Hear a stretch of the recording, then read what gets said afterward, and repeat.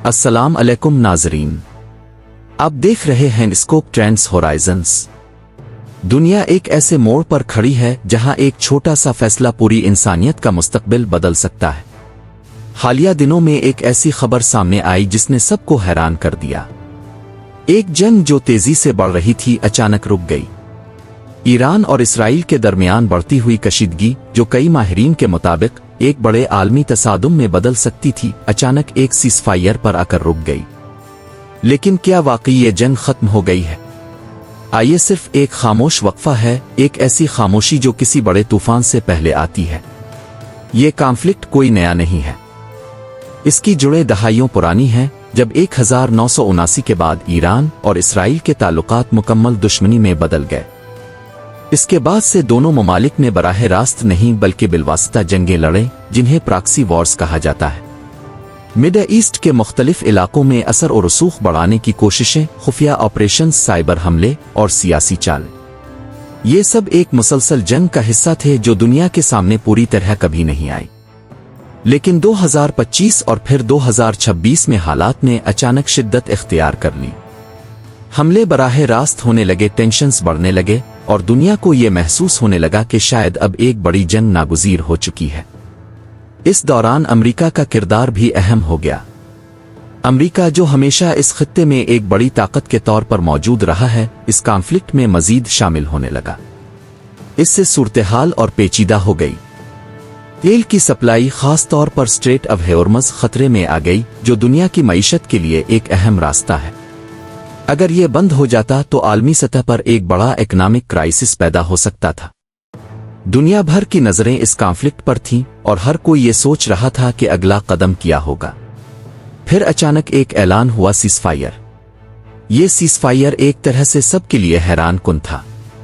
न कोई मुकम्मल पीस अग्रीमेंट, न कोई वाज़े जीत आहार, बस एक टेम्परेरी वक्फा। कुछ रिपोर्ट्स के मुताबिक ये एक लिमिटेड मुद्दत के लिए था, जिसका मकसद टेंशन्स को कम करना और मजीद एस्केलेशन को रोकना था। लेकिन इस सीज़फायर की सबसे इंटरेस्टिंग बात यह थी कि यह मुकम्मल नहीं था। कुछ इलाकों में हमले जारी रहे, कुछ ग्रुप्स इसमें शामिल नहीं थे। मिसट्रस्ट अपनी जगह मौजूद रहा और मिसट्रस्ट अपनी जगह मौजूद रहा। यहां से असल सवाल पैदा होता है, क्या यह वाकई पीस है या सिर्फ एक स्ट्रेटेजिक पॉज? अगर हम इस सूरत-ए-हाल को गहराई से देखें तो हमें समझ आता है कि यह सीज़फायर दरअसल एक मौका है, एक विंडो, जहां डिप्लोमेसी को एक चांस दिया जा रहा है। लेकिन इसके साथ साथ ये भी हकीकत है कि दोनों साइड्स अभी भी अपने अपने ऑब्जेक्टिव्स पर कायम है। ईरान का न्यूक्लियर प्रोग्राम एक बड़ा इशू है, जबकि इसराइल अपनी सिक्योरिटी को लेकर मुसलसल कंसर्न है। अमेरिका की अपनी स्ट्रेटेजिक इंटरेस्ट्स हैं और रीजन के दीगर ममालिक भी इस खेल का हिस्सा है। ये कॉन्फ्लिक्ट सिर्फ दो ममालिक के दरमियान नहीं है, बल्कि ये एक लार्जर जियोपॉलिटिकल गेम का हिस्सा है। यहां हर मूव सोच समझ कर किया जाता है। हर बयान, हर हमला, हर फैसला एक बड़े स्ट्रेटजी का हिस्सा होता है। और इसीलिए सीज़फायर का मतलब हमेशा पीस नहीं होता। कई बार ये सिर्फ एक टैक्टिकल मूव होता है, वक्त लेने के लिए, दोबारा तैयार होने के लिए, बेहतर पोजीशन हासिल करने के लिए।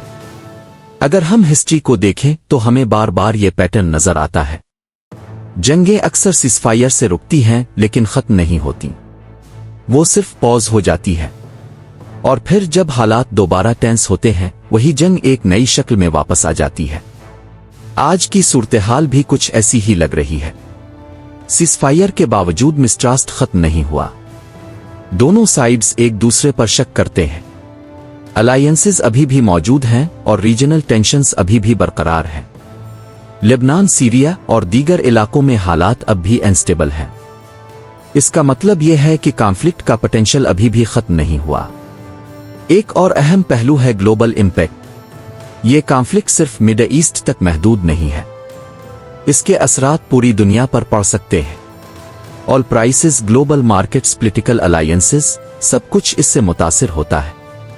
अगर ये कॉन्फ्लिक्ट दोबारा एस्केलेट होता है तो इसके नताइज सिर्फ रीजनल नहीं बल्कि ग्लोबल होंगे। इसीलिए दुनिया इस सीज़फायर को एक उम्मीद के तौर पर भी देख रही है और एक खतरे के तौर पर भी। उम्मीद इसलिए कि शायद डिप्लोमेसी कामयाब हो जाए, खतरा इसलिए कि अगर ये फेल हो गया तो अगला मरहला बहुत ज्यादा डेंजरस हो सकता है। यहाँ एक और सवाल भी पैदा होता है, क्या ये सब अवॉइड किया जा सकता था? कुछ माहिरीन कहते हैं कि अगर अर्ली स्टेजेस में बेहतर डिप्लोमेसी होती तो शायद ये कॉन्फ्लिक्ट इतना ना बढ़ता, लेकिन कुछ का मानना है कि ये टेंशन्स इतनी गहरी हैं कि उनका खत्म होना आसान नहीं। हिस्ट्रिकल ग्रीवेंसेस, आइडियोलॉजिकल डिफरेंसेस और स्ट्रेटेजिक इंटरेस्ट्स, ये सब फैक्टर्स मिलकर इस कॉन्फ्लिक्ट को पेचीदा बनाते हैं, और यही पेचीदगी इसे खतरनाक भी बनाती है। आज की दुनिया में जंग सिर्फ मैदान में नहीं लड़ी जाती, ये मीडिया में भी लड़ी जाती है, इंफॉर्मेशन में भी और पब्लिक परसेप्शन में भी। हर तरफ नैरेटिव्स बनाए जा रहे हैं, हर तरफ अपनी स्टोरी सुनाई जा रही है, और इस सब के दरमियान हकीकत को समझना और भी मुश्किल हो जाता है। तो आखिर हकीकत क्या है? हकीकत यह है कि सीज़फायर हुआ है, लेकिन अमन नहीं आया। जंग रुकी है, लेकिन खत्म नहीं हुई। ये एक पॉज है, एक मौका है, एक क्रिटिकल मोमेंट है, जहां से चीजें बेहतर भी हो सकती हैं और बदतर भी। ये सब डिपेंड करता है कि आगे क्या होता है। क्या डिप्लोमेसी कामयाब होगी? क्या दोनों साइड्स कॉम्प्रोमाइज करेंगी? आइए, सीज़फायर सिर्फ एक टेम्परेरी साइलेंस है, एक ऐसी खामोशी जो आने वाले तूफान का इशारा है। दुनिया में कुछ जंगें कभी खत्म नहीं होती, वो सिर्फ खामोश हो जाती है और फिर सही वक्त पर दोबारा शुरू हो जाती है। शायद ये सीज़फायर अमन नहीं बल्कि एक काउंटडाउन है। असल सवाल यही है, क्या दुनिया एक बड़ी जंग से बच गई है? आइए, सिर्फ तूफान से पहले की खामोशी है। अगर आपको ये वीडियो अच्छी लगे तो लाइक, शेयर और चैनल को सब्सक्राइब करें। अल्लाह हाफिज।